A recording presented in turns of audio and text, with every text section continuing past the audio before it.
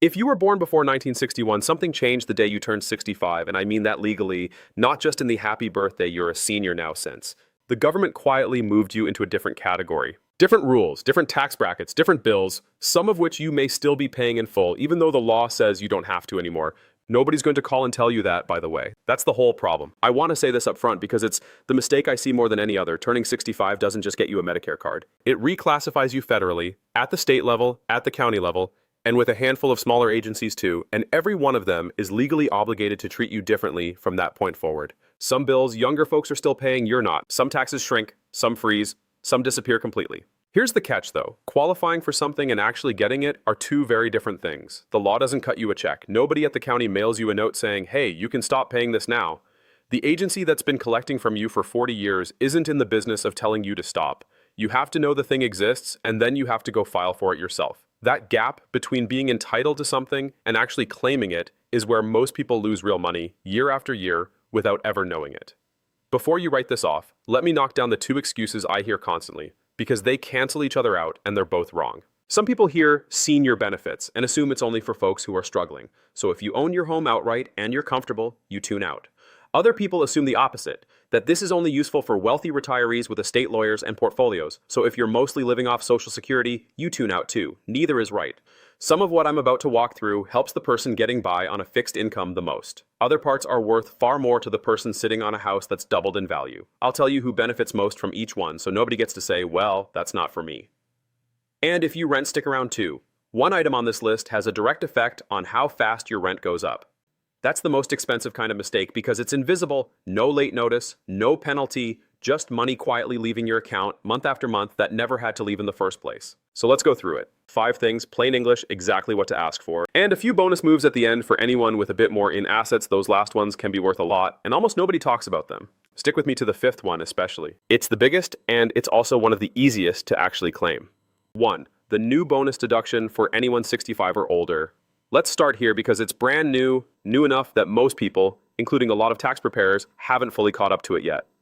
Starting with the 2025 tax year, under the tax legislation signed into law in July 2025, everyone 65 or older gets an additional $6,000 deduction. It runs from tax years 2025 through 2028. Important detail. This doesn't replace your standard deduction. It stacks on top of it. It's a straight $6,000 knocked off your taxable income just for being 65. And if you're married and you're both 65 plus, that's $6,000 each, $12,000 for the household on top of everything else you're already getting. Here's what trips people up. You get it whether you itemize or take the standard deduction. Doesn't matter which way you file, which is different from the older senior deduction I'll get to in a minute, which only applies if you take the standard route. It does phase out at higher incomes. For a single filer, it starts shrinking past $75,000 in modified adjusted gross income.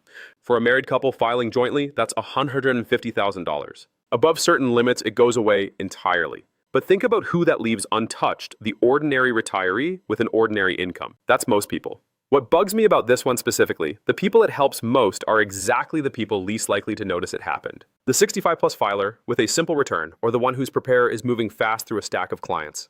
So here's the move when your return is done. Before you sign anything, check that the deduction was actually applied. If you're using software, make sure your birth date is entered correctly, because that's what flips it on. 2. Your property tax bill. This is where the real money is. There are actually 3 separate things stacked on top of each other here, and most homeowners have filed exactly none of them correctly. The homestead exemption. This knocks a chunk off your home's assessed value before the county even calculates your bill. In Florida, that's $50,000. In Texas, it's $100,000 off the school tax portion. Every state does it differently, but it's almost always real money. People assume this one is automatic, that it kicks in the day you close on the house. In most states, it isn't. You file a 1-page form with the county, usually ahead of a spring deadline, and in a lot of states, once it's filed, it stays in place for as long as you own the home. Miss it, and you're paying the full bill for no reason. The senior exemption. Most states that offer a homestead exemption also offer a second one that kicks in the year you turn 65, and the county will almost never proactively tell you about this one. It's a separate application. In Texas, everyone 65 plus gets another $10,000 off the school tax portion stacked on the homestead exemption.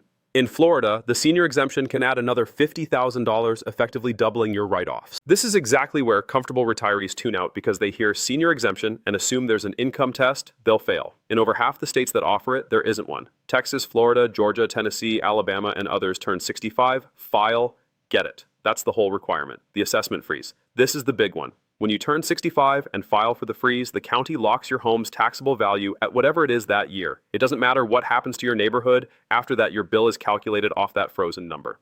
In Texas, once you file for the over 65 tax ceiling, your school district tax is capped at the dollar amount you paid the year you applied. Your home can double in value. The bill can't move. Who does this help most? Honestly, everyone, just in different ways. The basic homestead exemption is worth more in percentage terms to a lower income homeowner. The freeze is worth a small fortune to whoever's sitting on a paid off house that's tripled in value, because they're the ones staring down the biggest future increases, and renters, here's your piece of this. Your landlord pays that property tax bill, and every increase gets passed straight into your rent. When these bills get frozen or reduced across a neighborhood, rent stops climbing the way it otherwise would. Your Medicare Part B premium. This one gets pulled out of your Social Security check automatically every month before the money ever hits your account, which is exactly why people forget they're paying it at all. For 2026, the standard Medicare Part B premium is around $210.90 a month, up from $185 in 2025, and it just comes out every month.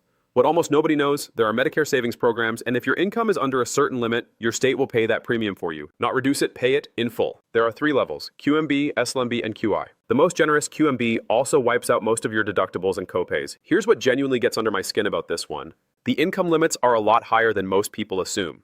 People hear assistance program, assume they make too much, and never check when a lot of them would actually qualify. On top of that, several states don't count your assets at all anymore, so your savings or your paid-off house won't knock you out of eligibility. And despite all that, it's still one of the most underclaimed benefits in the entire system. Millions of people who qualify never apply, purely because nobody told them it exists. Who does this help most? Anyone living mostly on Social Security. This is huge for you. The move here is one phone call, your state health insurance assistance program, SHIP.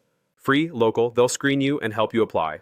That one call can put close to $200 a month back in your pocket. While you've got them on the line, ask about extra help too, sometimes called the low-income subsidy, which covers a different bill entirely. Your prescription drug costs under Medicare Part D.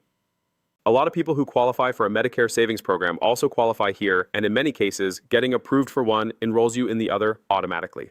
2 of the biggest healthcare cost breaks in the system unlocked by a single call. 4. Phone, internet, and energy assistance. Smaller in dollar terms, but I'm not skipping it because it's still a bill you're legally allowed to stop carrying alone. There's a federal program called Lifeline that knocks about $9.25 a month off your phone or internet bill, and a lot of states add their own discount on top of that. Separately, there's LEHEAP, the Low-Income Home Energy Assistance Program, which helps pay your heating or cooling bill directly if it's ever a strain. I'll be honest, $9 a month isn't life-changing on its own, but it's one more recurring bill the system already decided people in your position shouldn't have to carry alone, and it just sits there unclaimed for the same reason as everything else. You only get it if you ask.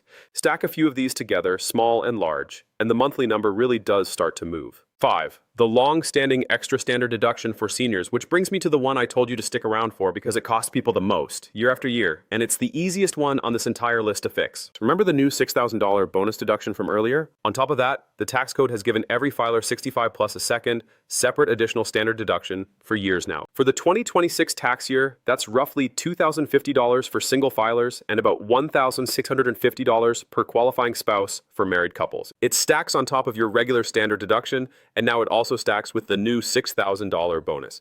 Put all 3 together, the regular standard deduction, the long-standing senior add-on, and the new bonus. And a lot of people over 65 owe significantly less federal tax than they think they do. Some owe nothing at all. But here's the quiet trap. Those same people keep over-withholding from their pension or Social Security out of habit, or their taxes are handled by someone who never adjusts for their age. Year after year, they're giving the government an interest-free loan and calling it normal.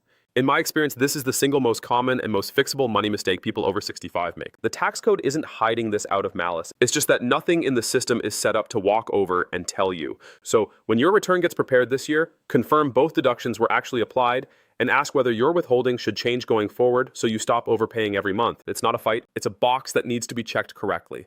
A few bonus moves if you've got some real assets. If you own more than just the basics, here are a few moves almost nobody mentions. And for the right person, these are worth more than everything above combined. Property tax deferral.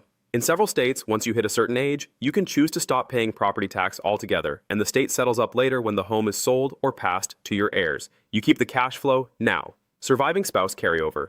When one spouse passes, senior exemptions and freezes don't automatically transfer in a lot of places. Families lose them by accident right when they can least afford it. File the right paperwork, And a surviving spouse can often keep the deceased spouse's exemption in place instead of watching the bill spike in the worst possible year. Reduced vehicle registration fees, people laugh at this one until they add it up. In a number of states, once you hit a certain age, your registration or excise fees get reduced or waived. Small money every year, and it's yours. Let me make this real. I worked with a woman I'll call Margaret, 72, living near Toledo. A widow in a paid-off home that had quietly doubled in value over the years, getting by mostly on Social Security and a small pension. When we sat down and actually looked at her situation, here's what we found. She was paying the full Medicare Part B premium every month. She was paying the full unfrozen property tax bill on a home that had appreciated for years. And she was overpaying federal tax because her preparer had never applied her senior deductions or adjusted her withholding. All three at once. And every single one was something she had the legal right to stop. So we filed three things: a Medicare Savings Program application, the senior exemption and freeze with her county, and a corrected tax return. Nothing about Margaret's life changed. She didn't move. She didn't sell anything. The only thing that changed was how much of her own money stayed in her account at the end of the month.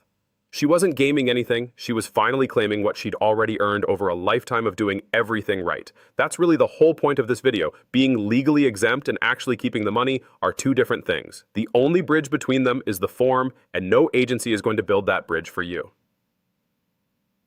What to actually do this week? None of this cost you anything.